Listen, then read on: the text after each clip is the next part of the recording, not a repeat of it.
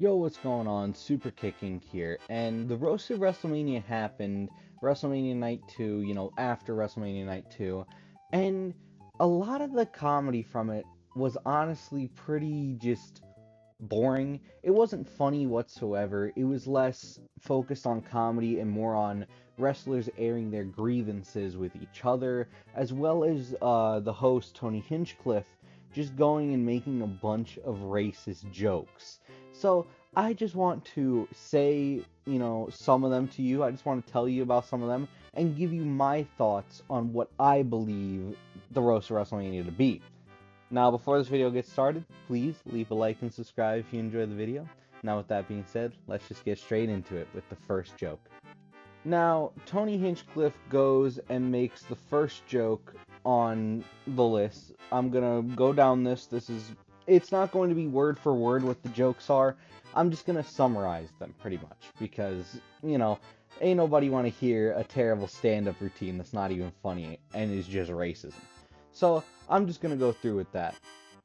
First joke, he mentions that it is April 20th, a day of celebration for smokers, a day of celebration for Christians because it was Easter, and it's Hitler's birthday. So it's a day of celebration for Gunther. Now, the reason he says this is because Gunther is Austrian, because that is the one and only joke that I guess we have about Gunther. You can't joke that it's like somebody took San Martino from the past or something like that. Even make a terrible joke saying that he's half as good as like other wrestlers. If you wanted to roast Gunther, if you wanted to really get under his skin, you could have just, said, hey, oh, you're great in the ring and all, but the Ultimate Warrior's still better, something like that. Just get under his skin with something, and it doesn't have to be about what country he's from, you didn't have to bring that up. But let's go on to the second one. The second joke is that Prime and Drumstick ice cream have more preservatives in them than Charlotte Flair's face. Now, this joke is. I have to tell you what the joke is because there is no joke in any of these. It's literally it's just saying a statement, He's making a joke about plastic surgeries that Charlotte has had on her face. Whoop-de-doo, the absolute peak comedy here. What is funny? Like that I'm trying to decipher the joke from it, and it's not like I'm just hating because I don't like the guy because he's a racist, you know? Like it's just not funny. There's no jokes in these. It's just a simple observation of, oh, Prime and Drumstick have preservatives in them. Well, what's something edgy and offensive that can get under people's skin? Oh, Charlotte. Let me mention Charlotte. What about Charlotte though? What about Charlotte? You could have said that they have as many preservatives in them as Charlotte Flair's career does, because Charlotte Flair's career is not doing too well, has never been doing too well, because she's not a good wrestler. So you could say that other wrestlers are preserving her career for her. You could have made a joke about that, but no. He went, oh, I'll make fun of her looks because, he's such a shallow person, Tony Hinchcliffe is, that he has to go for looks, race, or what country you're from, rather than, focusing on making a funny joke. Now, the third one. He states he wanted Shinsuke Nakamura for the roast, but he got a tariff on his booking. Now, that is not a racist joke. It is just a boring joke. It's not really funny. It's not really comedic. I don't really, care much for the punchline of, oh, he's Japanese, so there's a tariff on him. Ooh. Like, it's a poor attempt at political commentary, but it doesn't work when you're for the dude who's actively, putting tariffs on everything. And also, it just doesn't work in general because he's a human being, so why would there be a tariff on his thing? Are you calling Shinsuke Nakamura an object? Are you insinuating that he is an item rather than a human being? I couldn't tell you, and maybe it's not even that I'm taking this comedy too literal. It's more of I just don't find it funny, so now I'm just gonna go in on it because there's nothing there. Like, I've seen that joke multiple times over the past few days because I've been, reading this and researching and all that. But that joke's kind of, eh. It's bad, And we're not even done yet. We're not even close to done with just Tony Hinchcliffe's section. There's still Nia Jax. There's still Braun Strowman. There's still, who else? Who else has one? Oh, there's still Heyman. I almost forgot about Heyman. How could you forget about Paul Heyman? But let's just go on to the next, Tony Hinchcliffe joke. He states that Mick Foley's mad at him because Tony endorsed Trump and Foley endorsed Kamala, saying that Foley had a harder fall than the one he had from the cell. Again, just not even a funny joke. Like, there was nothing racist in there. I'm not going to give it to him. I would say that I would give it to him, but he's a racist comedian, so I'm not giving him diddly squat, You are just, like, bro, do I have to applaud you for not being racist? But honestly, that's just, again, a joke that's just not funny. Or maybe it just didn't land for me, and it's not like I'm taking it seriously. I like comedy. I like comedic things.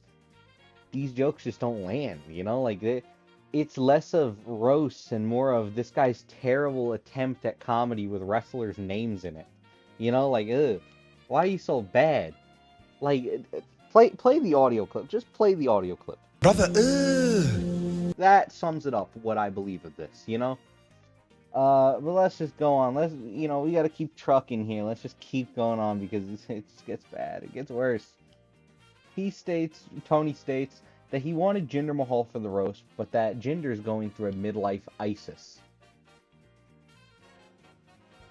Now, I don't think I need to explain why that is bad to have that as one of your jokes, but just in case I do, Jinder Mahal is from Canada.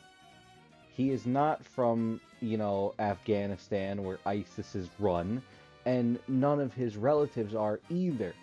In fact, his uncle is from India, so that's not even the same country as ISIS is run in, but okay, I guess. Why not? It seems like they had to make an ISIS joke somewhere in there so they could call themselves edgy, but decided to have zero thought as to where it should have been, or as to what it could have been about, that they just went racial rather than having a funny joke planned at all. Like, they saw his race and then went, oh, well, he's Middle Eastern, we'll make a joke about ISIS then, because that's funny. Next one, though. He states that he wanted Del Rio to be there, but WWE had yet to turn that page. Because domestic abuse is funny. Let's mock, Paige being beaten on by Alberto El Patron. Because that's comedy. Ha ha ha ha ha ha ha ha ha ha ha ha. How funny. Like, bro, who greenlit this? First off, the past 3 people I've mentioned aren't even hired with WWE. That being Paige, Del Rio, and Jinder. Like, they are not even hired with WWE. So tell me, why are they being mentioned on the roast of WrestleMania? And also, I would like to add that everybody that has been mentioned on this joke so far, in these jokes, none of them were at the roast of WrestleMania. And I will say that nobody that he mentions on this is on the roast of WrestleMania. Because, why shouldn't we punch at people who aren't even there to defend themselves, Because that makes sense in his mind. Now, the next joke that is said is, knock knock, who's there? Ricky Saints. Ricky Saints who? And then he says, exactly. What a way to bury Ricky Saints, Ricky Starks is very good, like, he's crazy good. Honestly, I believe that WWE might have just found their, next big thing, that is their future of their company. And rather than, nurture that absolute, great talent that they have, they're letting a trash comedian who is a never was, because you can't call him a has-been if you never had a good point in your career. You have this absolute dweeb of a comedian out here saying, oh, nobody knows who you are. Dude, who knows who you are? Didn't you get your start going on Joe Rogan complaining about being canceled by the media and stuff? You're not funny, you're not edgy, you're just racist and trash. Simple. Acknowledge it. Accept it. Bro, what? Why do people like this type of comedy?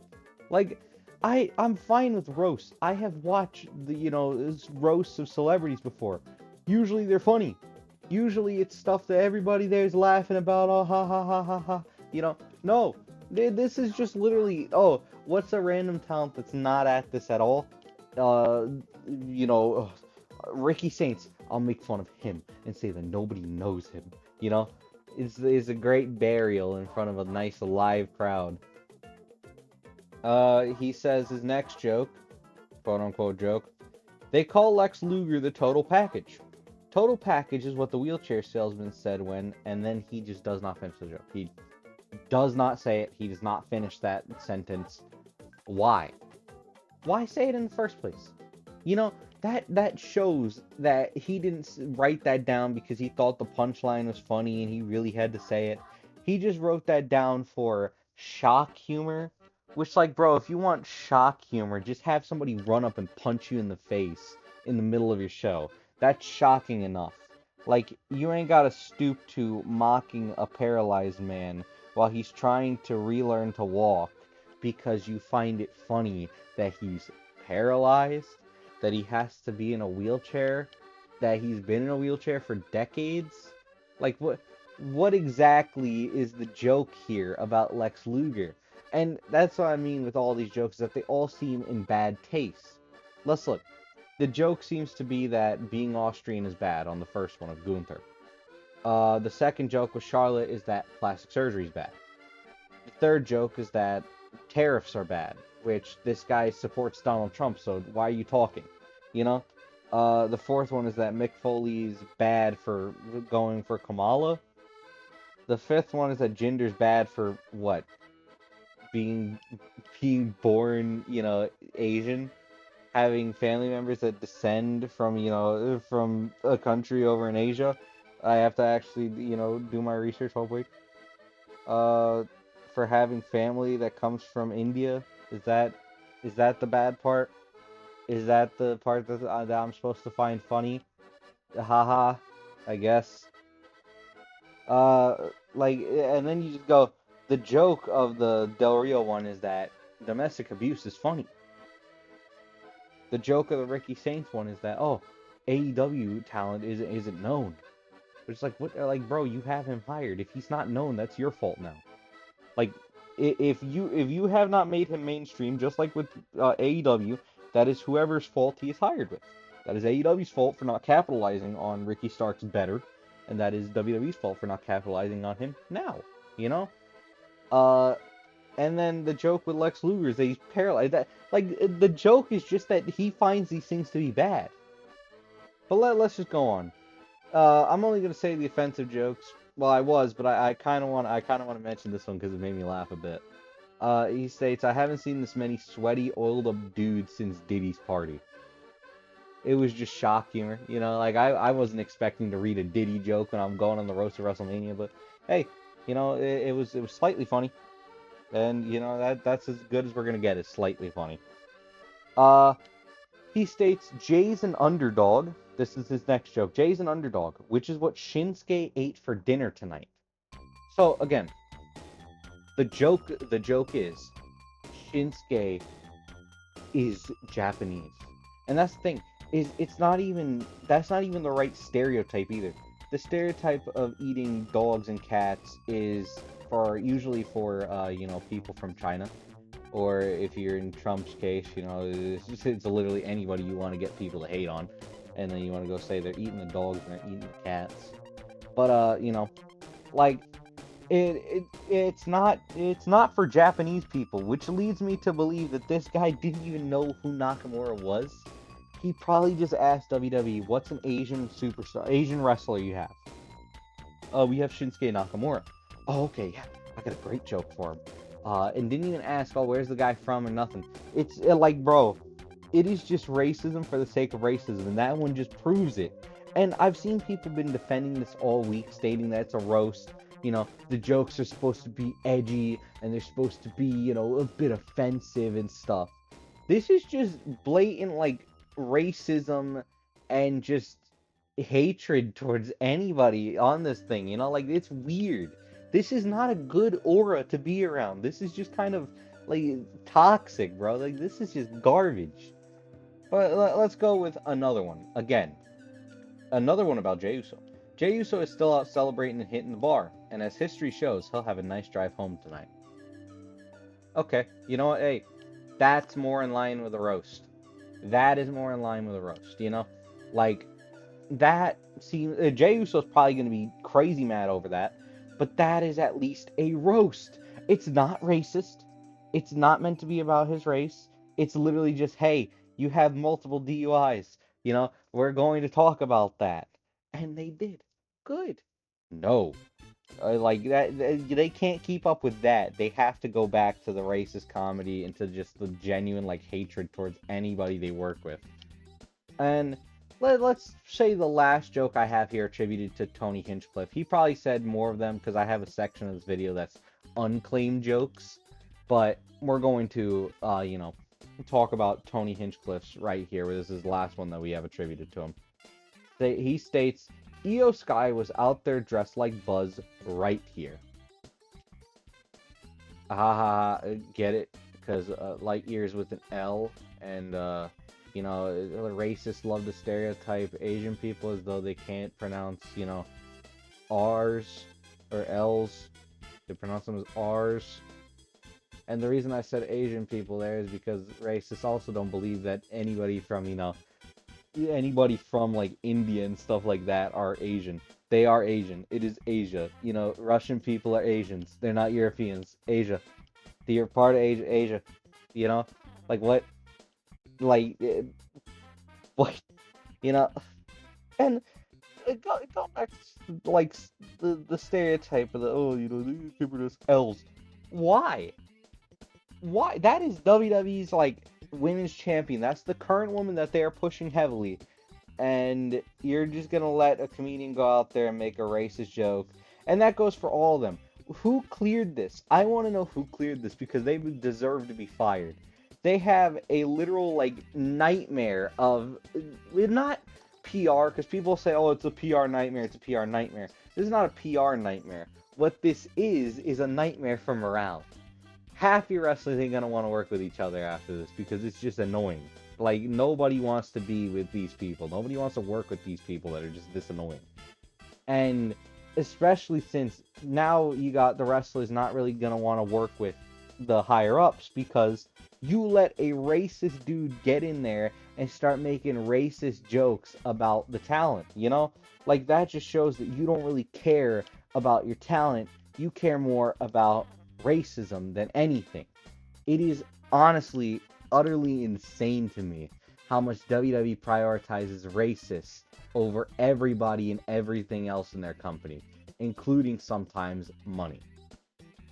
Let's talk about The Miz though. The Miz's section is short, simple, sweet, and I like it. This is like one of the highlights of reading through this, reading through the transcript of the thing. And it's what The Miz tells Tony Hinchcliffe. He simply tells him to go hang out with Logan Paul in a Japanese forest. The Miz has gone and told a racist to go and, do harm to himself, to put it in the best way. Dear God, Miz, unexpected. But you know what? I'll give you props. It was unexpected and it made me laugh. That is the funniest thing I've heard the entire like transcript because it was so out of left field. I didn't expect the Miz to tell somebody that. It is crazy. That was honestly the best part of this, and that is going to be the best part of it forever. You know? And I just had to dedicate a brief moment of the video to even highlight some of the best parts about it.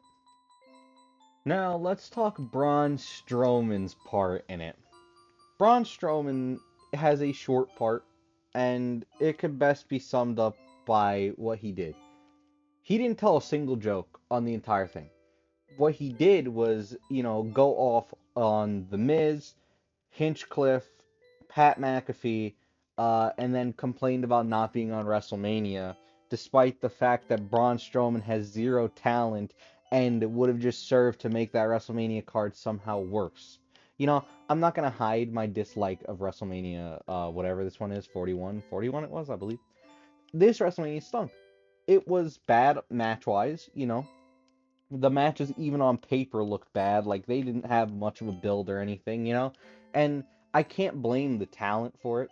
And I don't blame the talent for it most of the time in wrestling. The talent works with what they got. The talent has to deal with the trash booking and all that. And it's a sad thing when fans go off on the talent rather than the booker and stuff. But trust me, that was not one of the mistakes that Triple H made. One of the mistakes Triple H made on there was not putting one of the mistakes that Triple H made with WrestleMania 41 was not putting Braun Strowman on there. Who cares about Braun Strowman? Who would have wanted Braun Strowman on WrestleMania 41? Show of hands. And if you put your hand up, there should be an RPG waiting outside your door. Because, bro, what? Why do people like Braun Strowman? I will never, understand, because Braun Strowman just doesn't really have any skill at anything. And the roast of WrestleMania proved it by the fact that he didn't even try to be funny. He just used it as a platform to complain. Like, I've called Braun Strowman a hypocrite. It also seems like he's a slight narcissist as well, and believes that he is better than everybody. And, even if his comments about flippy floppy wrestlers weren't enough to serve as that, this definitely is. That, at least in my mind. Let's go from Braun Strowman, though, to Nia Jax. Now, let's hear all of Nia Jax's quote-unquote jokes, because let's remember, none of these are actually jokes. Here, she states in her first joke, "In all honesty, Rey Mysterio is the man. I mean, you're a legend when your mask is a retirement plan, right? So let's all hand it to Rey because he can't reach." Not an offensive joke. It's a joke about Rey Mysterio's height. I could get that Rey Mysterio would find it funny if Rey Mysterio was there. I could assume. But it's just not a funny joke. At least to me, it just doesn't land as a joke. Like, it's not even me, going all super into it, going, oh, that's offensive. No, that's just not even a joke. It's like, I don't know why. Like, you didn't set up the Rey Mysterio short joke. You call him the man, you say that he's a legend, and then just say, let's hand it to him because he can't reach. Like, there was no setup, no build to that punchline, at least there. So, if I had to give constructive criticism to just that point, try to get to that joke a little better. But the rest of this isn't even jokes. She talks about Cody, said he didn't want to live in his father's shadow. So then he painted it gold, made it into a shrine, slapped a neck tattoo on it, and sold it for merch. He didn't just finish the story, he's just been carrying on a Netflix series that we can't stand. To be honest though, Cody Rhodes reminds me of a slimy politician. He would do anything for a push. And in all honesty, Cody, you're no Roman Reigns. Cody, they only call you when Roman is doing something more interesting. Now, in my mind, that doesn't even read as a roast. It is a full-on paragraph complaining about Cody Rhodes, complaining about the fact that Cody Rhodes is the American Nightmare as a reference to his father. Like, bro, is the bloodline the only people allowed to actually enjoy being a part of a family? Because that's what it seems like this complaint is. Even the comparisons to Roman is just, oh, well, Roman Reigns is doing better things, and, he doesn't need that spot or that title. It sounds like cope. That's what it sounds like to me. This just sounds like pure and utter cope. Because I cannot imagine any sense, and like any sensible mind would put, oh yeah, Cody honoring his father is just something to keep the fans held over until Roman Reigns is done with his more interesting thing.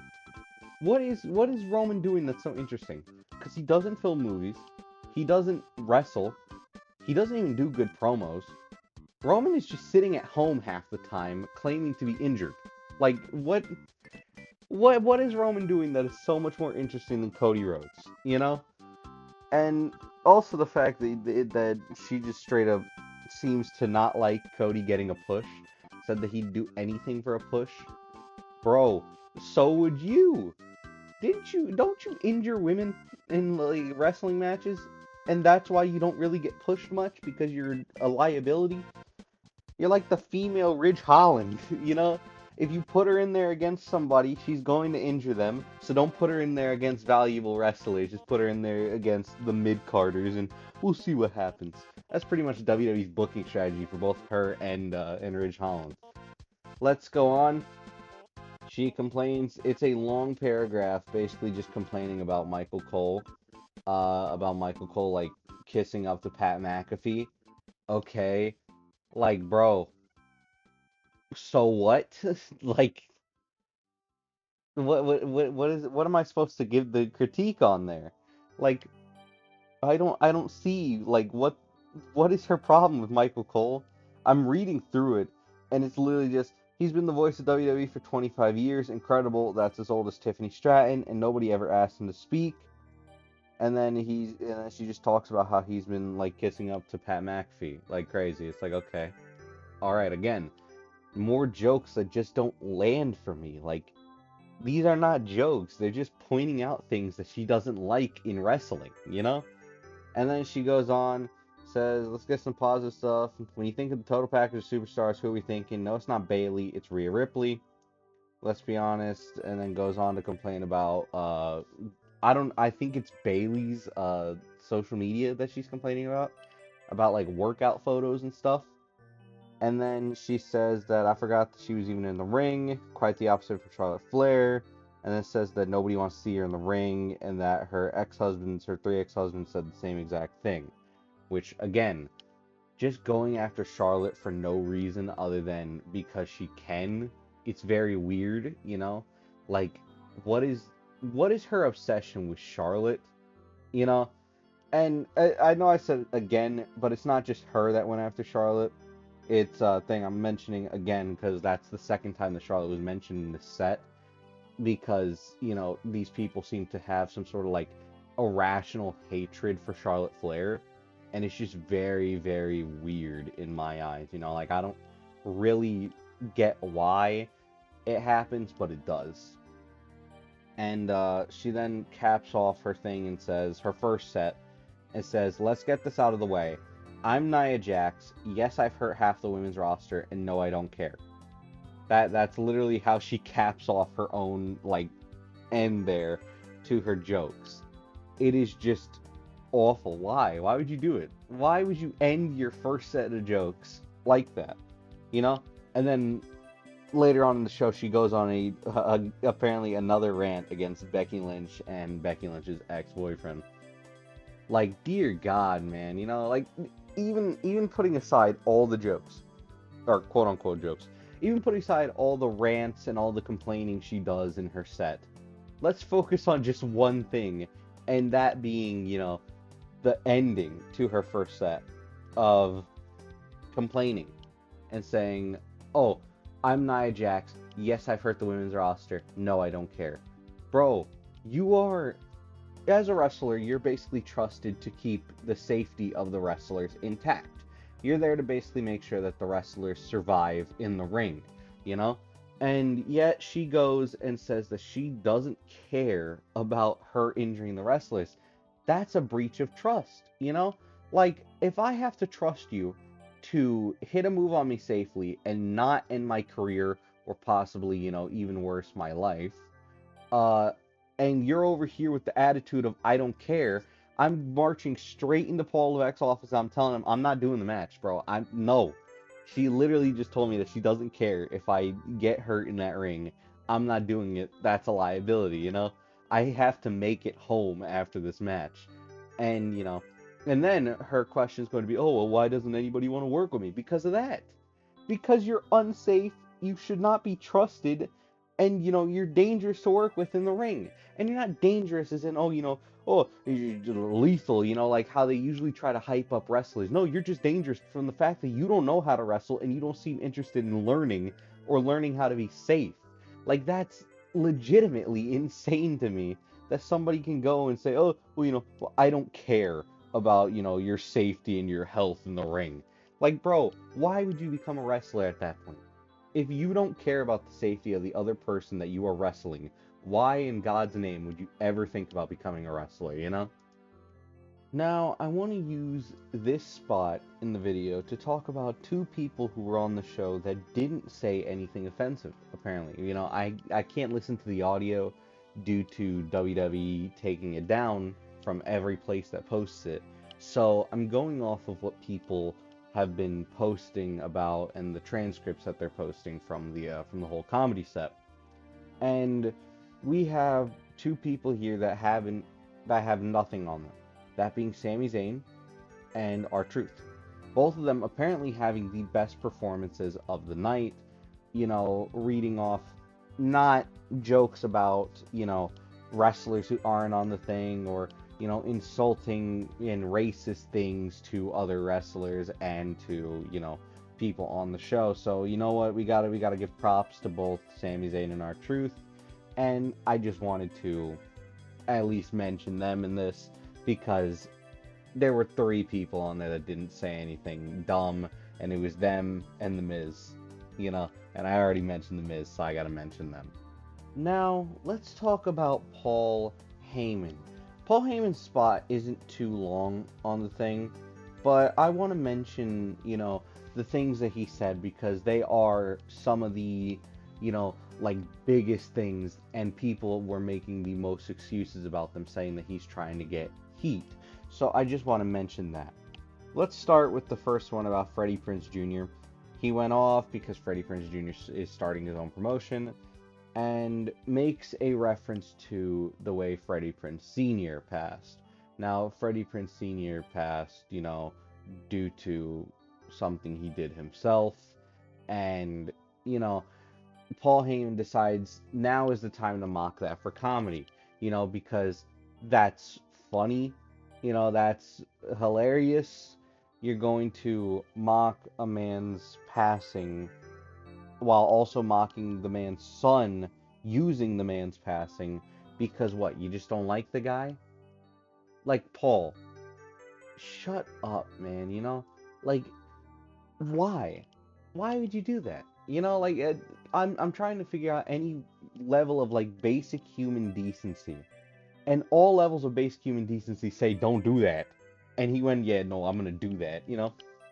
And then, people are going to be, "Oh, Paul Heyman's still great, he's just trying to get some heat. He's just trying to get some heat." There are other ways to get heat. Like if you want the crowd to boo you, just get the crowd to boo you in a different way. You don't need to do something dumb. You don't need to say something dumb. And you don't need to mention people's, passings and their father's passing and stuff like that to do it. Like, what? And, in my opinion, that's just, like, terrible, and it's not even a funny joke either. So you can't even say like, "Oh, he thought it was gonna be funny, and it just didn't translate well. Maybe because you don't have the same type of humor." Because that's not even a funny joke. Where's the punchline in it? Where's the punchline in mentioning the father of Freddie Prinze Jr. and his passing? Where's the comedy in that? Like that's like mentioning, making a joke about a veteran who just went to Vietnam and then just passed. Like there's nothing. There's no joke there. Like what would be funny about the passing of somebody? What? But let's keep going on because Paul Heyman has more.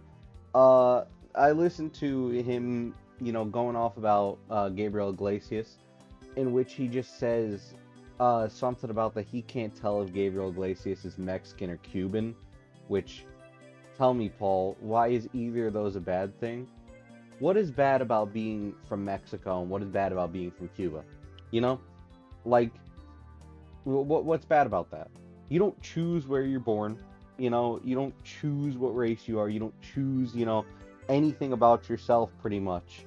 And you're supposed to feel bad about any of that because, oh, well, I find it bad.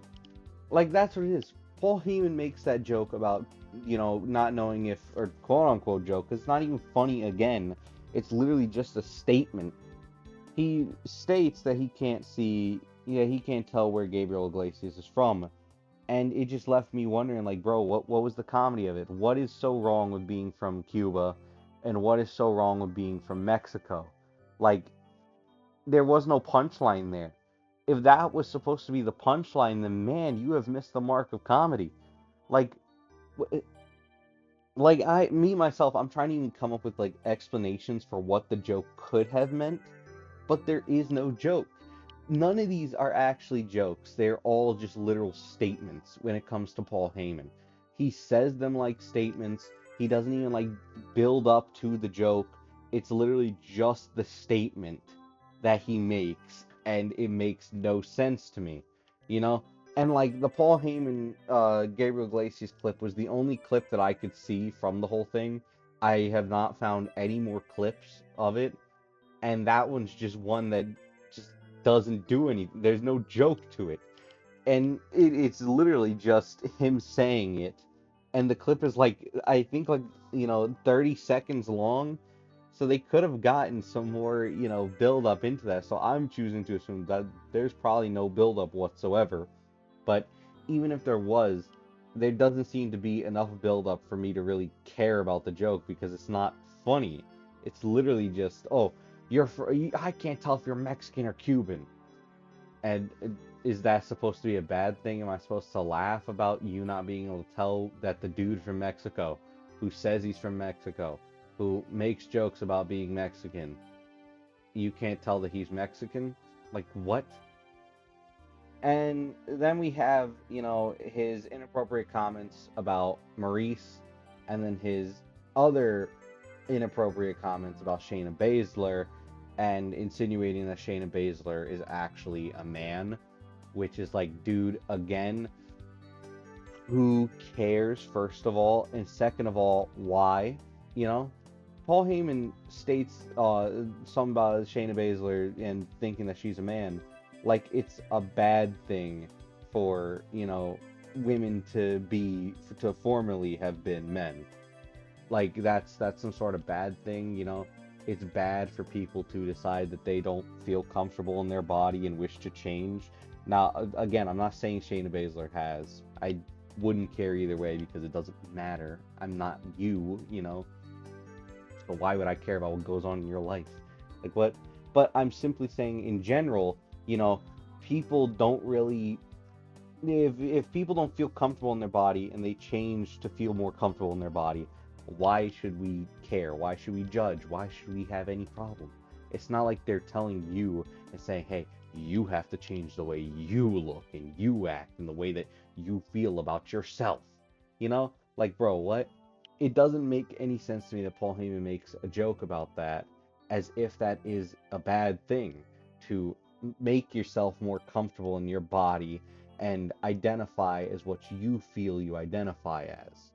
It is just simply a nonsensical joke that he makes because he's simply too close minded to realize that people live their lives how they live their lives.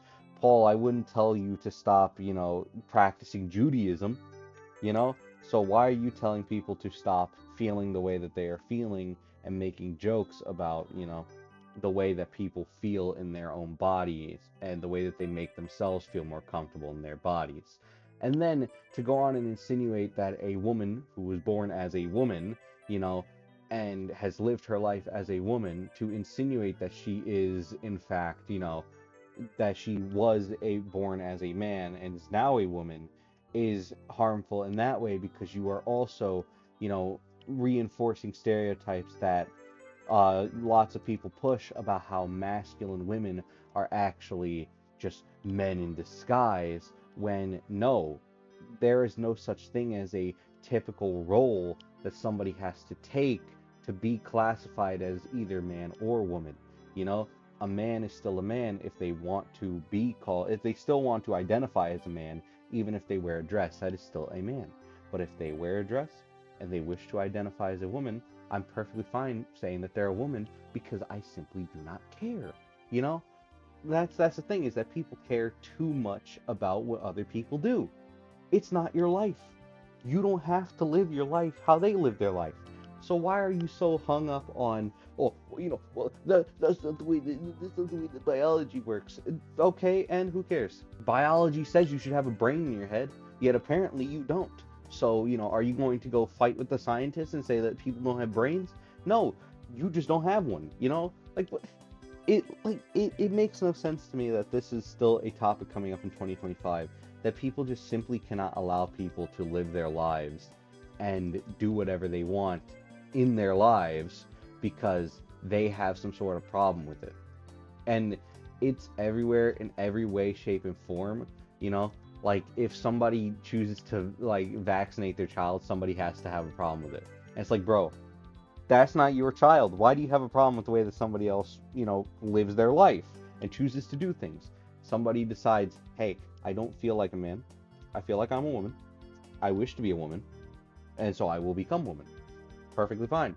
Yet somebody has to come in, oh, no, you can't do that. Why do you care? It's their life. It makes them feel more comfortable. It's perfectly fine, And it's the same with everything else. Somebody goes and tries to, be with somebody of the same gender, and no, no, you cannot do that because I don't like it. Who cares? Why are you a factor? And I didn't know we had to ask everybody's permission to be, ourselves. Let's just go and ask the mailman while we're at it. And let's go ask, let's say the worker at Target. Let's go ask them how they feel about my life if I have to ask everybody for their comfortability in my life. If you're not comfortable with it, go ship yourself to an island and call in the US and say, hey, drop a nuke on it because that's what you deserve. You deserve an island and nuked. That's a whole side tangent, but it's just something that, I feel like needs to be said because people are annoying and I really don't like when people just go and do dumb things and say dumb things in the year of 2025. Like, bro, we should have left that behind decades ago, and yet somehow in the most technologically advanced age that we are in, people still gotta have no brain in their heads and no common sense. It's insanity to me. Let's talk about the unclaimed jokes now. Now, these are jokes that I could not find who said them, and so I'm just labeling them as unclaimed. Now, there's one that is claimed here, and it comes from Tony Hinchcliffe, and it's Gunther looks like Adolf Hitler put himself in the oven. Again, just another joke that I don't even get. It's yet another one about Gunther being from Austria, but what does he have to do with Hitler being put in an oven? Like, wouldn't that make you shrink? Wouldn't an oven make him shrink? Unless, like, Hitler is the dough and Gunther's the bread that comes out and now he's risen. I didn't know Gunther was Jesus, though, and rose. But alright. Let's just get on to the unclaimed jokes now, because they are also just not funny whatsoever. Jacob Fatu became the U.S. champion, which is crazy, because if the president of the U.S. saw Jacob, he would deport him to El Salvador. I'm gonna assume that's not going off of Jacob Fatu's past, and that's just going off of looks. So I guess they're saying that Jacob Fatu is intimidating enough to where the president will want to deport him. Or it could be a thing of that he's Samoan, so that's why. I don't know. I'm not going to infer that it's racist. It could just straight up be because, he looks intimidating, so the president would be scared of him. So it's just not a funny joke. There's no punchline. The punchline is deportation, which, how does anybody find that funny? That's my question, but alright. We have the next one. Naomi and Jade Cargill had their match. When it comes to the rivalry, we've, W-E-A-V-E, only just begun, and they will face off again at In Your Waffle House. The weave part because they're both black.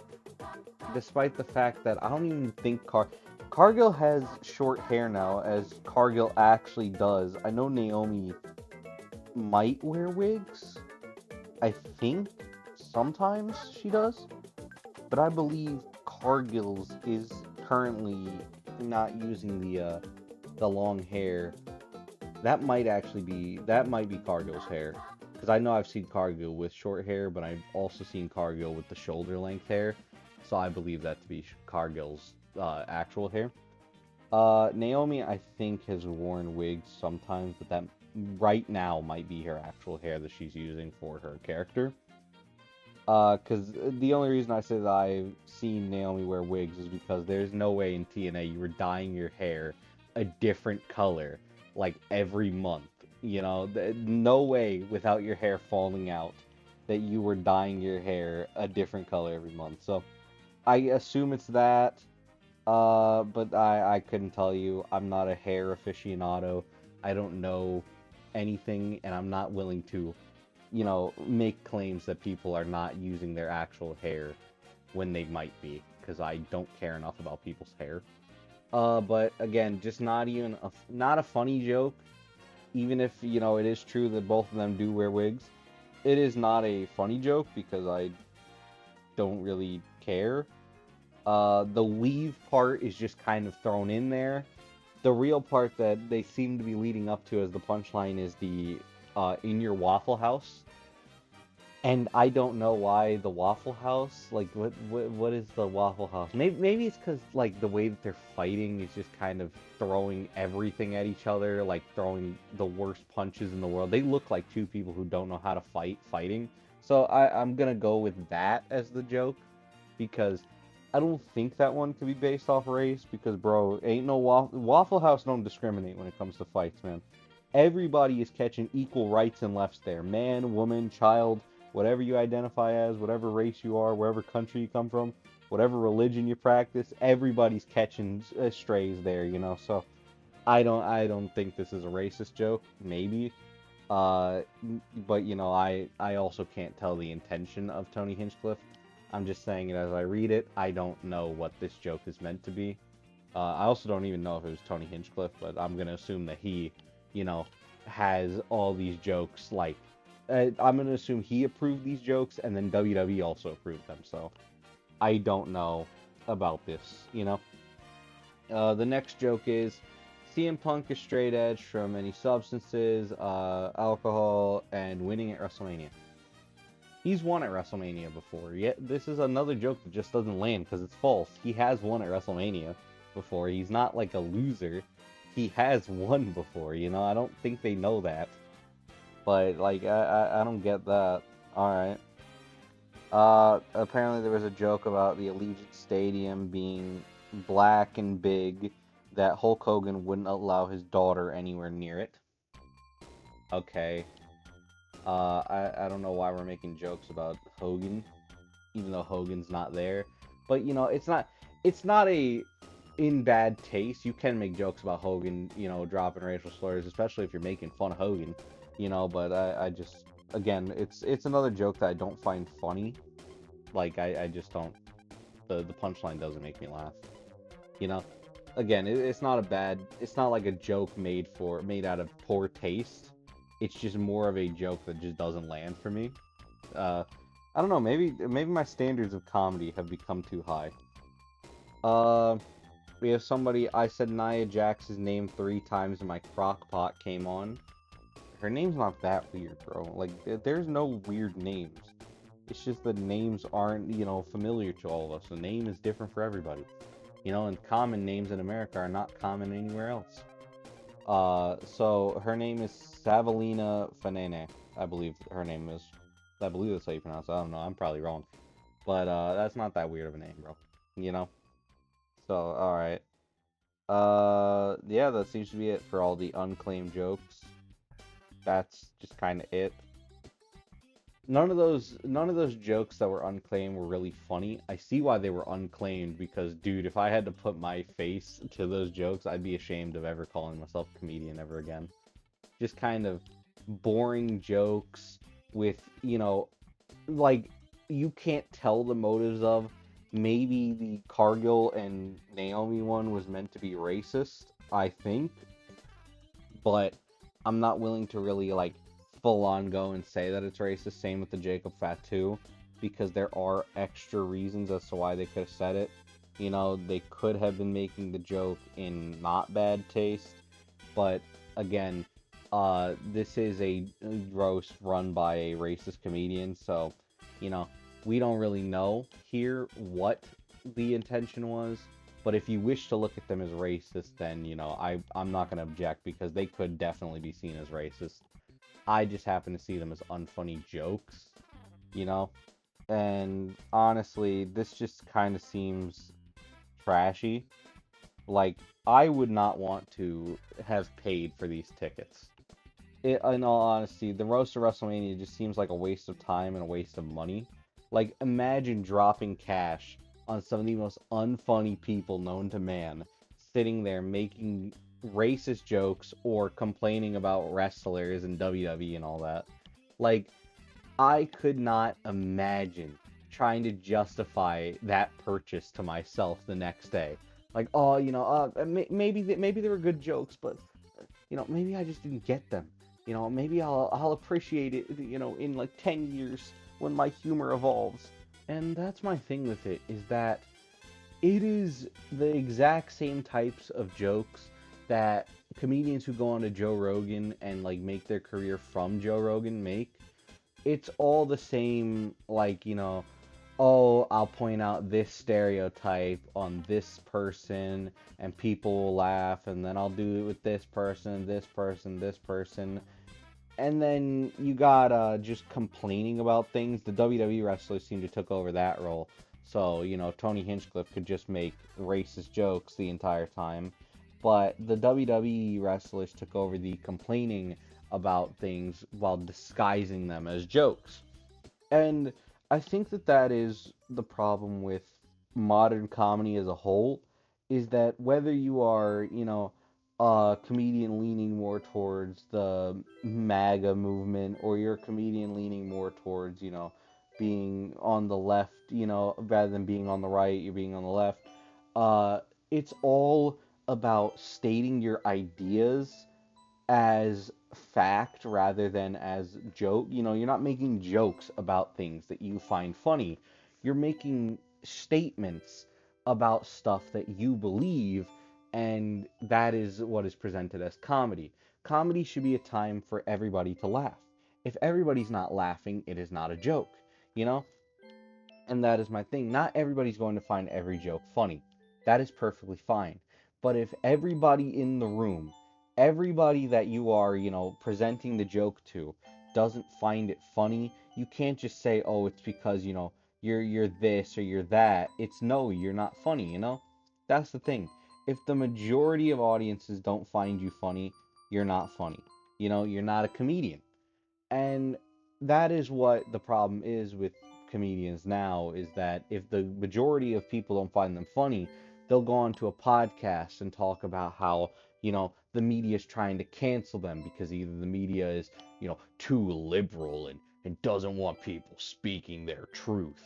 Or, the media is too right wing and doesn't want people speaking their truth. But that's the thing. If you're not getting books, if you're not getting bookings, and you're not getting money from comedy, simple. You're not funny enough to make it in comedy.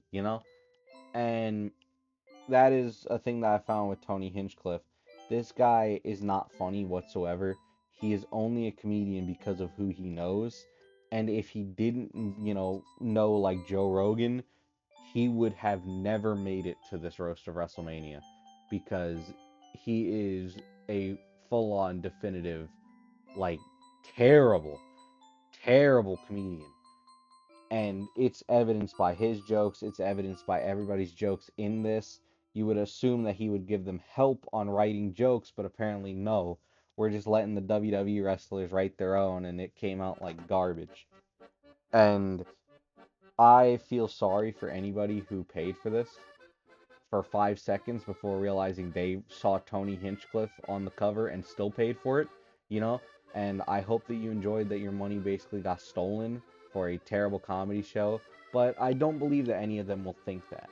Anybody in attendance to this will believe that it was a good show, and a lot of WWE fans have also been defending it, saying that it was a good show because, oh, it was full of the edgy humor that you want in a roast.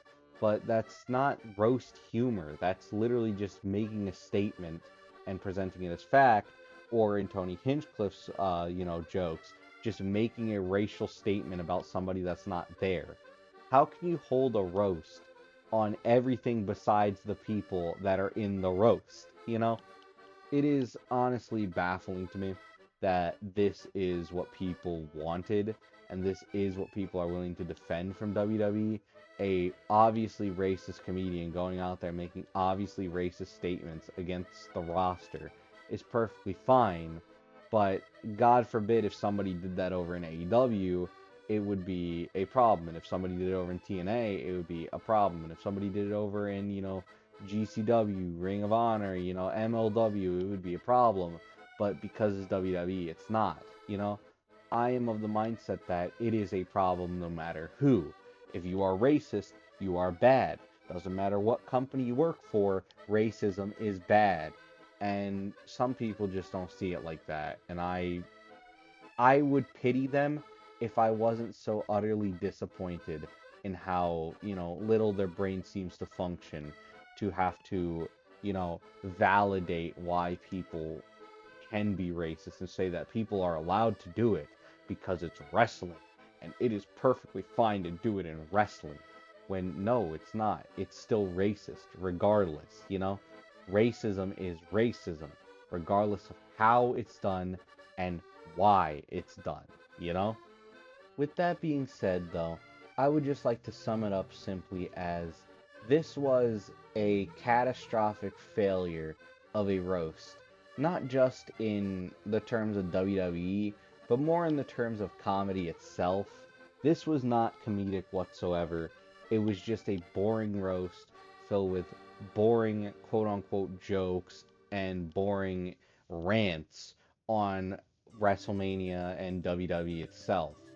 And it just goes to show how monopolized WWE has become to the point where they no longer care about, the level of quality that they put out there, even in terms of WrestleMania events that happen that weekend. And they more so care about how many ads they can shovel onto something and how many, again, quote unquote, big names they can get on things. And honestly, it just shows how disappointed I am in WWE that this is how low that they have stooped to, despite being the biggest company for wrestling in the world. It's pathetic. With that being said, though, please leave a like and subscribe on the video if you enjoyed, and I will see you all in the next one. Peace out.